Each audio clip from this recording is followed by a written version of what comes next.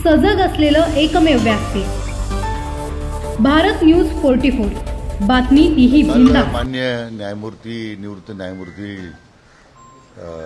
शिंदे साहेबांनी आमचे अधिकारी मान्य जरंगे पाटील यांना भेटलेत आणि शासनाच्या वतीने आपण जी काही कार्यवाही करतोय त्याची त्यांना कल्पना दिली आहे। त्यानिमित्तानं त्यांनी मांडलेल्या काही मुद्द्यांसंदर्भात चर्चा करण्यासाठी आज पुन्हा आमची मंत्रिमंडळ उपसमिती बैठक आता झाली।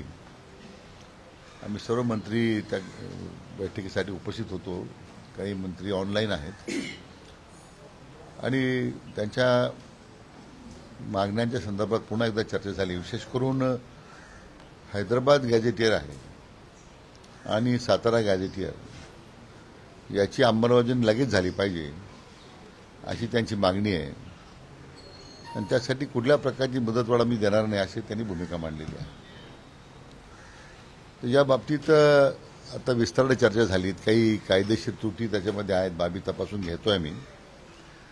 अंमलबजावणी करण्यासंदर्भात काय होतंय आणि मग पुन्हा त्या बाबतीमध्ये त्यांच्या समितीत आम्ही चर्चा करणार आहोत असं आमच्या मंत्रिमंडळ उपसमितीमध्ये आता निर्णय आम्ही ठरवलं। प्रामुख्याने ह्या दोन गॅजेट संदर्भातच झाली आहे।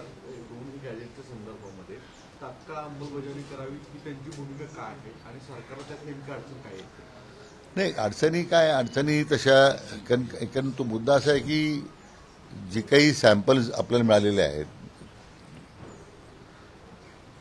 संख्या मिळालेली आहे, आपल्याला नावं नाही आहेत आणि त्याच्या संदर्भात मग कसं पुढे जायचं म्हणून आज आम्ही परत संध्याकाळी 5 वाजता आपल्या राज्याचे ॲडव्होकेट जनरल जे आहेत त्यांच्या समेत परत बैठक आहे। त्यांना आम्ही आता माहिती सांगितली, माहिती पाठवली। आमच्या विधी व न्याय विभागाचे सचिव आहेत मंत्रालयातील आपल्या आणि आमच्या विभागाचे जे सचिव आहेत त्यांच्या समेत आता पुन्हा 5 वाजता ॲडव्होकेट जनरल यांची समेत चर्चा होईल।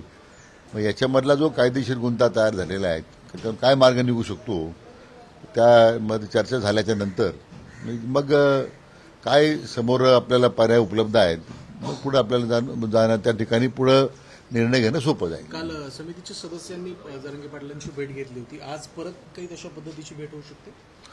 नाही, आज भेट घेण्याचा प्रश्न नाही, कारण त्यांनी मुद्दे आता उपस्थित केले आहेत। पुन्हा ते हे सांगणार की मी जी माहिती मागणी केलेली आहे त्याच्या संदर्भात तुम्ही काय निर्णय केलेला आहे। म्हणून मला वाटतं की आता समिती सदस्यांची समित चर्चा झाली, 5 वाजता ॲडव्होकेट जनरलच्या समित चर्चा होईल। पुन्हा जर आवश्यकता वाटली तर पुन्हा एकदा समितीची बैठक होईल आणि मग मला वाटतं अंतिम प्रस्ताव तो मान्य जरंगे पाटलांना देण्यात येईल। मात्र आज खरं तर रविवार आहे, सुट्टी आहे, मात्र उद्यापासून खरं तर सगळे कॉलेज असेल, शाळा असेल, त्याचबरोबर कार्यालय देखील आहे ती सुरू होतील। त्यामुळे असं वाटतं का की पुन्हा मुंबईकरांना मोठा त्रासाला सामोरं जावं लागेल? हे माझी मुंबईकरांना विनंती आहे, आपण थोडं आता ह्या प्रश्नासाठी जे आंदोलन होतंय त्यांना सुद्धा सहकार्य केलं पाहिजे। कारण मुंबईकरांना त्रास होतो ही गोष्ट सर्वश्रुत आहे। कोणत्या आंदोलनाची कोणत्या शहरामध्ये थोडाफार जनतेला त्रास होतोच आहे, पण तो काही जाणीवपूर्वक नाही आहे। एक विशिष्ट मागण्यासाठी आंदोलन होत आहे, केवळ मराठा समाज नाही तर कोणत्याही समाजाकरता होईल। मला वाटतं तो एक संवेदनशील प्रक्रिया असते, त्याच्यामध्ये त्यांच्या मागण्या जे मांडतायत किंवा त्या मागण्याला प्रतिसाद सरकार देत आहे याच्यामध्ये दोघांच्या दोन्ही बाजूने संवेदना आहेत। म्हणून मला वाटतं की आमचा त्या ठिकाणी जो मराठा बांधव जे आंदोलन करतोय तो सुद्धा जनतेला कोणत्या प्रकारची असुविधा होणार नाही या संदर्भात सुद्धा दक्षता घेईल असं मला वाटतं। ज्या पद्धतीनं रेल्वे रुळांवर उतरणं असेल, चर्चगेट स्टेशन, सीएसटी स्टेशनवर जाऊन अडवणूक करणं असेल, रस्ते थांबवणे असेल, हा जो त्रास दिला जातोय यावर काय तोडगा आहे नेमका? असं आहे, मान्य जरंगे पाटलांनी स्वतः आवाहन केलेलं आहे मराठी बांधवांना की अशा कुठल्या प्रकारचा अनुचित प्रकार तुम्ही करू नका, जनतेला त्रास होईल असं करू नका। मला वाटतं त्या आव्हानाला प्रतिसाद देऊन लोकांनी अतिशय शिस्तबद्धपणे काम आपलं आंदोलन सुरू ठेवलेलं आहे। त्याच्यामध्ये काही उद्योगी मंडळी असतील की जे विनाकारण आंदोलनाला बदनाम करण्याचा प्रयत्न करण्यासाठी सुद्धा आले असतील किंवा त्याच्या या सगळ्या परिस्थितीचा गैरफायदा घेण्यासाठी सुद्धा आले असतील तर ते समाज बांधव त्यांचा बंदोबस्त करतील ना। त्याच्यामध्ये मला वाटत नाही आणि स्वतः ते जरंगे पाटीलच सांगतायत। मला वाटतं त्यांच्या आव्हानाला निश्चितपणे प्रतिसाद मिळेल याच्याबद्दल आमच्या मनात काही शंका नाही आहे. जरांगे पाटील असं म्हणाले की बैठका सुरू आहेत मात्र अंमलबजावणी होत नाही, उद्यापासून मी पाणी सुद्धा बंद करणार आहे, कठोर उपोषण सुरू करतो. नाही असं आहे की म्हणून त्यांनी जी मांडलेली भूमिका आहे किंवा आमच्या न्यायमूर्ती महोदयांच्या समोर त्यांनी जे काही मुद्दे उपस्थित केलेले आहेत म्हणून आम्ही आज बसलो ना. म्हणजे रविवारी आम्ही सुद्धा काही सुट्टी घेतलेली नाही आहे किंवा कोणी मंत्री महोदय गावाला गेले नाहीत, यासाठी आम्ही सगळे एकत्र बसलोय. पुन्हा आज ॲडव्होकेट जनरल साहेबांनी विनंती केली रविवार असताना आपण वेळ द्या, मग त्यांनी आता 5 वाजता वेळ दिलेली आहे. यासाठीच आम्ही सगळे एकत्र चर्चा करतोय की मार्ग निघावा. राजकीय नेत्यांच्या काल एक मिनिट शरद पवार यांचं एक विधान होतं की शासनाला त्यांनी अशी टीका केली की 62% द्यावं, केंद्राने या संदर्भातली मंजुरी द्यावी. परत हे विधान करून अजून काही मतप्रवाह बदलायचा प्रयत्न केला जातो का? घटनेत बदल करून हे केलं जाऊ शकतं असं आहे. सूचित केलंय. मला शरद पवारांचं नेहमी आश्चर्य वाटतं की ते राज्याचे 4 वेळा मुख्यमंत्री होते. मग 94 साली मंडल आयोगाची अंमलबजावणी करताना त्यांचं हे काय लक्षात आलं नाही की आपण त्यावेळी मराठा समाजाचा अंतर्भाव करा म्हणून. 10 वर्ष केंद्रामध्ये मंत्री होते, त्यावेळी केंद्रामध्ये युपीचं सरकार होतं, राज्यामध्ये युपीचं सरकार होतं. 10 वर्ष त्यांना समजलं नाही का, लक्षात आलं नाही का त्यांना की घटनेत बदल करून देऊ शकतो आपण. कारण मराठा समाजाची मागणी आरक्षणाची आज नाही ना, ती जुनीच मागणी आहे. म्हणजे आपल्या स्वतःकडे ज्यावेळी जबाबदारी होती त्यावेळी ती जबाबदारी पूर्ण केली नाही. आज या प्रश्नावर आपली राजकीय पोळी भाजण्याचा ते प्रयत्न करत आहेत. हे दुर्दैव आहे. एवढ्या मोठ्या ज्येष्ठ नेत्यानं त्यांच्या कोणी अपेक्षा नाही आहे.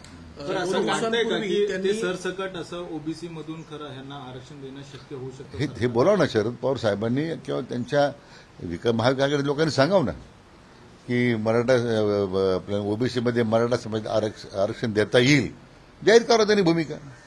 त्याच्यावर काही बोलत नाही. मग घटना दुरुस्ती केली पाहिजे. ही काही हे असं आहे, हे ज्ञानदानाचं काम द्यायचं काही त्यांच्याकरता त्यांनी देऊ नये. आम्हाला जी मागणी समाजाची आहे की मराठा समाजाला ओबीसीत आरक्षण द्यावं, देता शरद पवारांनी सांगावं, पवार साहेबांनी घेऊ, आम्ही दिलं पाहिजे. म्हणजे त्याला घटना दुरुस्तीपर्यंत जायची गरज नाही ना. नाही, त्यांनी 2 दिवसांपूर्वी जेव्हा प्रश्न विचारला गेला त्यावेळेला भूमिका याबद्दल काही स्पष्ट केली नाही. मात्र आज असं देखील सांगितलं जातं की स्वतः शरद पवार आझाद मैदानावर जाऊन जरांगेंची भेट घेणार आहे. असे कोणी कोणाला भेटू शकतो ना. त्यांनी भेट घेणं काही वावगं नाही आहे. भेट जरंगे पाटलाने भेट घेतल्यानंतर जरंगे पाटलांनी त्यांना हाच प्रश्न विचारला पाहिजे.